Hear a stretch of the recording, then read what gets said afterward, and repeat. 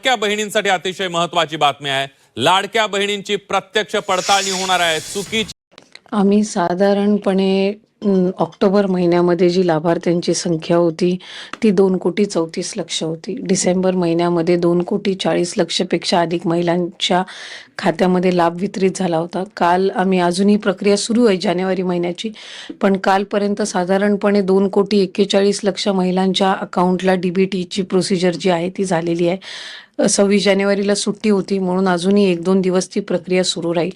त्याच्यामुळे ज्या ज्या काही बातम्या वर्तमानपत्रामधून किंवा माध्यमांकडून लाडक्या बहिणींसमोर जात आहेत त्या अतिशय चुकीच्या आहेत। आणि माझी तर सर्व लाडक्या बहिणींना विनंती राहील की आपण कुठल्याही अफवांना बळी पडू नका।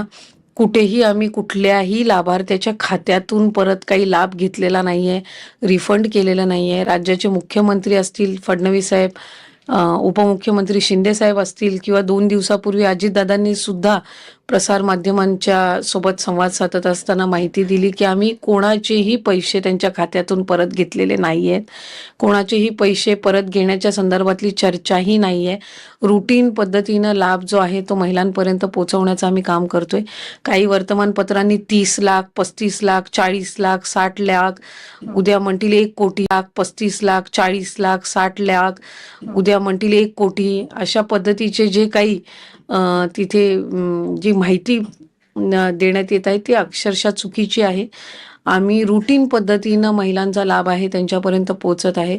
काही अपात्र ज्या महिला आहेत किंवा जे आपण म्हणूया ती निकषात बसत नाही आपल्या सरकारी नियमानुसार, शासन निर्णयानुसार, त्यांची छाननी कशी केली जाते आता, म्हणजे त्याची प्रक्रिया काय आहे? हे साधारणपणे आम्ही या संदर्भामध्ये सुद्धा वारंवार माहिती दिलेली आहे। व्हॉलंटरीली काही महिला आहेत ज्या रोज त्यांचे जे काही अर्ज आहेत ते वेगवेगळ्या स्तरावर विभागाकडे प्राप्त होत आहेत। काही खाली ग्राउंड लेवलला जे आहेत अंगणवाडी सेविका असतील त्यांच्याकडे, किंवा खाली तहसील कार्यालयाकडे किंवा विभागाकडे, विभागाच्या जिल्हास्तरीय किंवा तालुकास्तरीय जे अधिकारी आहेत त्यांच्याकडे त्या संदर्भातले जे अर्ज येतात की आम्ही ह्या योजनेसाठी याच्यामुळे आता पात्र नाही आहोत, आम्हाला सरकारी नोकरी लागलेली आहे त्याच्यामुळे आम्ही आता पात्र नाही आहोत, किंवा आम्ही लग्न होऊन दुसऱ्या राज्यामध्ये गेलेलो आहोत त्याच्यामुळे आता पात्र नाही आहोत, किंवा आमचं उत्पन्न आता 2.5 लाखाच्या पुढे गेलेलं आहे म्हणून आम्ही पात्र नाही आहोत, किंवा आम्ही 4 व्हीलर गाडी घेतलेली आहे म्हणून आम्ही पात्र नाही आहोत। अशा पद्धतीनं रोजच्या घडीला, आणि ही आजची काही नवीन गोष्ट नाहीये, ऑगस्ट महिन्यामध्ये सुद्धा आम्हाला त्या पद्धतीनं येत होते, ऑक्टोबर महिन्यामध्ये सुद्धा आलेले आहेत। व्हॉलंटरीली ज्या महिला आहेत त्या येत आहेत समोर, आणि जे आम्ही GR आहे त्याच्यामध्ये कुठल्याही पद्धतीचा बदल हा करण्यात आलेला नाहीये। आणि बदल एकतर जे काही निकष आहेत हे जे जुलै महिन्यामध्ये जो आम्ही GR काढला होता, ऑगस्ट महिन्यामध्ये जे आम्ही त्या ठिकाणी सर्क्युलर किंवा शासन निर्णय जो निर्गमित केला होता त्यानुसारच आम्ही जी संपूर्ण पडताळणी आहे किंवा जी काही जे व्हॉलंटरीली पुढे येत आहेत त्या संदर्भातली पण कारवाई सुरू आहे। आम्ही वित्त नियोजन विभागाकडे जे व्हॉलंटरीली त्यांचे समोर आलेले आहेत आणि जे म्हणतायत की आम्ही आता पात्र लाभार्थी नाही आहोत किंवा आम्ही चुकीच्या, ही आकडेवारी रोज बदलत आहे। म्हणजे कधी 5 अर्ज येतात दिवसाला, कधी 10 येतात, ही काही हजारांमध्ये आहे, म्हणजे 2-5 हजाराच्या वरती नाही आहे। आणि त्या पद्धतीने हे अर्ज येतात त्याचे पण अजून रिफंड चालू केलेलं नाहीये। अजून कोणाचाही 1ही रुपया कधी खात्यातून घेतलेला नाहीये विभागाने।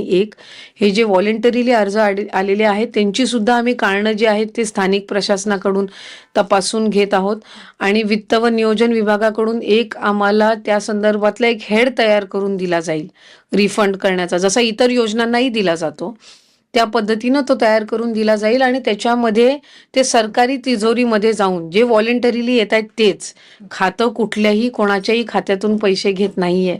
ही एक बाब मला आपल्या माध्यमातून पुन्हा लाडक्या बहिणीच्या लाभार्थ्यांना मला सांगायची। आम्ही सुरुवातीला त्या संदर्भातली माहिती दिली ज्या वेळेला आम्ही क्रॉस व्हेरिफिकेशन सुरू की इन्कम टॅक्स डिपार्टमेंट असेल, IT असेल, परिवहन विभाग असेल आणि ट्रान्सपोर्टेशन असेल, यांच्यासोबत साधारणपणे, आणि महसूल विभाग असेल किंवा खालचे जे जिल्हास्तरीय प्रशासन आहेत यांच्यासोबत आम्ही तो डेटा जो आहे तो क्रॉस व्हेरीफाय करत आहोत। पण बाय अँड लार्ज आम्ही 2.5 कोटी का 2,65,00,000 किंवा 2,60,00,000 इतके काही सगळ्यांचे स्क्रुटिनी याच्यामध्ये होणार नाहीयेत।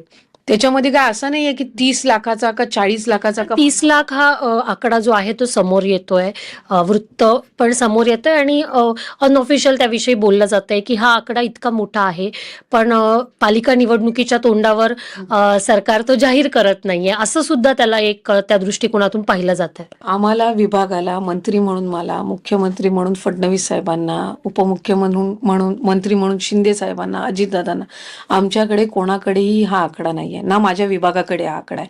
मला माहित नाही हा आकडा विरोधकांच्या कुठल्या तरी सोशल मीडियाच्या अकाउंटवरून आला आणि तिथून वर्तमानपत्रांनी उचलला का काय, हे आम्हाला त्या संदर्भातली खऱ्या अर्थानं म्हणजे कधीही आत्तापर्यंत विभागाचा लाडकी बहीणचा आढावा घेत असताना हा आकडा आला नाही. याच्या जवळपासचा पण कुठला आकडा आमच्यापर्यंत आलेला नाही. 30 लाख तर सोडून द्या, 15 लाख 10 लाख असाही कधी आकडा आलेला नाहीये.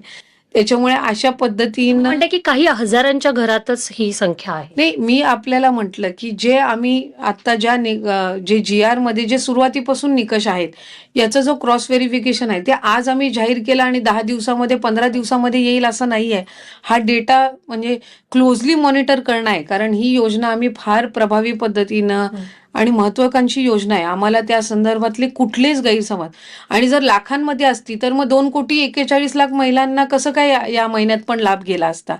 गेल्या महिन्यात तर 2,40,00,000 महिलांना लाभ गेलेला आहे, किंवा त्याच्या आधी 2,34,00,000 महिलांना लाभ गेलेला आहे. तर हा 30 लाखाचा आकडा जर खरा असता तर मग 2,41,00,000 महिलांना कुठून लाभ मिळाला असता. एक शेवटचा प्रश्न, जसं तुम्ही म्हटलात किंवा उपमुख्यमंत्री अजित पवार सुद्धा यांनी पण क्लिअर केलंय की आम्ही काही पैसे पुन्हा घेणार नाहीये त्यांच्याकडून, पण मग जे अपात्र महिला आहेत त्यांच्याबाबत काय निर्णय घेतला जाईल? म्हणजे जेव्हा त्या अपात्र ठरतील त्या महिन्यापासून त्यांना पैसे मिळणं बंद, म्हणजे जे हफ्त्याचे पैसे आहेत योजनेचे ते मिळणं बंद होईल किंवा काय होईल अपात्र ठरल्यानंतर?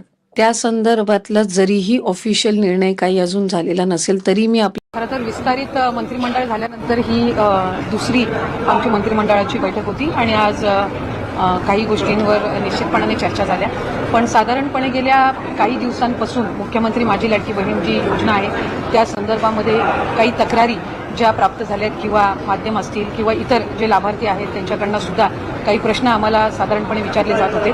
मधल्या ह्या ते आम्ही साधारणपणे आज मी आणताना या प्राथमिक स्वरूपात आणलेल्या आहेत, पण याच्यापैकी डबल ऍप्लिकेशनच्या, स्थलांतरित झालेल्याच्या, उत्पन्नाच्या याच्यामध्ये वाढ झालेल्याच्या साधारणपणे 80-90% तक्रारी त्या पद्धतीच्या आहेत, म्हणजे ज्या आलेल्या आहेत त्यापैकी. आणि त्याचं आम्ही एक जे काही त्या संदर्भातली योग्य तो विचार करून आम्ही या 5 बाबी आणि या 5 बाबी या आपण GR मध्ये नमूद केलेल्या आहेत. कुठेही आपण शासन निर्णयामध्ये बदल करत नाही आहोत. कुठल्याही एका योजनेचा जर आपण लाभ घेत असाल, समजा उदाहरणार्थ संजय गांधी निराधार योजना आहे, त्याचा लाभ 1500चा आहे, म्हणून ज्या लाभार्थी आहेत संजय गांधीच्या ह्या आपण लाडक्या बहीणमध्ये घेतलेल्या नाहीत. पण नमो शेतकरी जी योजना आहे याचा 1000 रुपयाचा लाभ आहे. आपण GR मध्येच नमूद केलेला आहे की आपण 1500 जो फरक असेल ती फरकाची रक्कम आपण देणार. त्याच्यामुळे याच्यात आपण कुठेही GR मध्ये आपण बदल करत नाही. दुचाकी आहे आम्ही GR मध्येच नमूद केलेला आहे, पण 4 चाकी यांनी काही कंप्लेंट्स आम्हाला आलेल्या आहेत, तर त्याच्याने आपण फक्त पॅन त्याच मुद्द्याची आपण पॅन महाराष्ट्र आपण स्क्रुटिनी करतोय. आपण कुठेही विदाऊट कंप्लेंट आम्ही स्क्रुटिनी इनिशिएट करत नाही आहोत. त्याच्यामुळे मी स्पेसिफाय केलेलं आहे की या 5 बाबी इन्कम टॅक्स म्हणजे उत्पन्नामध्ये जर वाढ झालेली असेल, 2.5 लाखाच्या पलीकडे जर कुठल्या लाभार्थ्यांचं उत्पन्न गेलं असेल तर ते आता त्या योजनेसाठी लाभार्थी म्हणून पात्र नाहीयेत. जर दुचाकीच्या वर जर कोणाची वाहनं 4 चाकीची असतील ते पात्र नाहीयेत. जर ते इंटरस्टेट जर मॅरेजेस झालेले असतील तर ते आता त्याच्यासाठी पात्र नाहीयेत. सरकारी नोकरी लागली असेल तर ते पात्र नाहीयेत. आणि आधार कार्ड आणि बँकचं हे जर नावामध्ये फरक असेल आणि त्यांनी ती लक्षात आणून दिलेली आहे तर ते पात्र नाहीत. पण याच 5 बाबींवर आपण पॅन महाराष्ट्र जी आहे ती आपण त्या संदर्भातली योग्य ती पावलं उचलत आहोत. साधारण अॅनालिटिकल जर बघायला गेलं तर आपण तक्रारी किंवा आपल्या स्थानिक प्रशासनाच्या देखील लक्षात आलेलं आहे की काही म्हणजे पात्रधारक नसतानाही काही लोकांच्या खात्यात पैसे जात आहेत. याची आकडेवारी टक्केवारी किती आहे, साधारण किती टक्के महिलांना यातनं वगळलं जाईल असं वाटतंय प्राथमिकरित्या, जेणेकरून सरकारचा निधी देखील वाचेल?